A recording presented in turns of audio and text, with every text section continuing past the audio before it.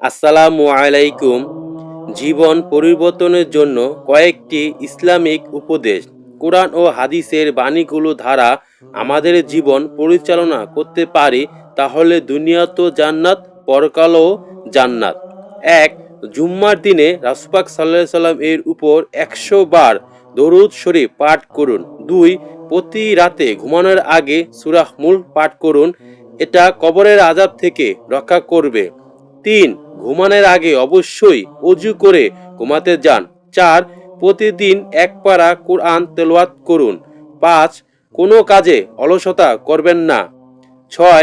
নিজেকে সব সময় ছোট মনে করুন, তাহলে দেখবেন আল্লাহ আপনাকে মানুষের কাছে বড় করে দিবেন। ৭. পারলে সপ্তাহে ২ দিন রোজা রাখুন। ৮. যা কিছু হোক না কেন, যত পাপ অন্যায় করুন না কেন, ৫ ওয়াক্ত নামাজ ধরে রাখুন। ৯. নিজেকে অতীতের অথবা কষ্টের পরিস্থিতির কথা কখনো কাউকে বলবেন না। ১০. যারা আপনার সাথে খারাপ কিছু করে তাদের সাথে ভালো আচরণ করুন। এটাই নবীর শিক্ষা। ১১. বেশি ঘুমাবেন না, এতে করে আপনার স্মৃতিশক্তি লোপ পাবে। ১২. সহজেই কাউকে বিশ্বাস করা থেকে বিরত থাকুন। সবাইকে খুশি করা ছেড়ে দিন। পৃথিবী মানুষকে সন্তুষ্ট করা সম্ভব নয়, আল্লাহকে সন্তুষ্ট করা সহজ। ৩. সময় ঘুমানো থেকে বিরত থাকুন। ১. ফজরের পর থেকে সূর্যোদয় পর্যন্ত। ২. আসর থেকে মাগরিব পর্যন্ত। ৩. মাগরিব থেকে এশা পর্যন্ত। ১৫.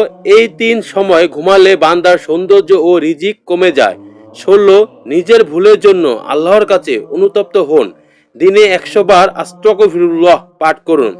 ১৭. সপ্তাহে অন্তপক্ষে ২ দিন তাহাজ্জুদের সালাত আদায় করুন। ১৮. আপনার কাছে যা কিছুই আছে তা নিয়ে সন্তুষ্ট থাকুন। আলহামদুলিল্লাহ বলে শুকরিয়া আদায় করুন। যে আল্লাহর হয়ে কাজ করে, আল্লাহ তার হয়ে কাজ করে।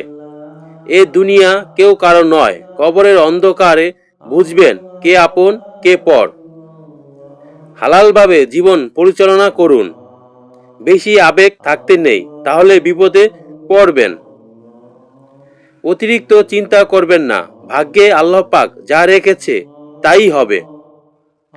সবকিছুর মালিক আল্লাহ, মানুষ চেষ্টা করে যাবে, বাকিটা ভাগ্যের উপর ছেড়ে দিতে হবে।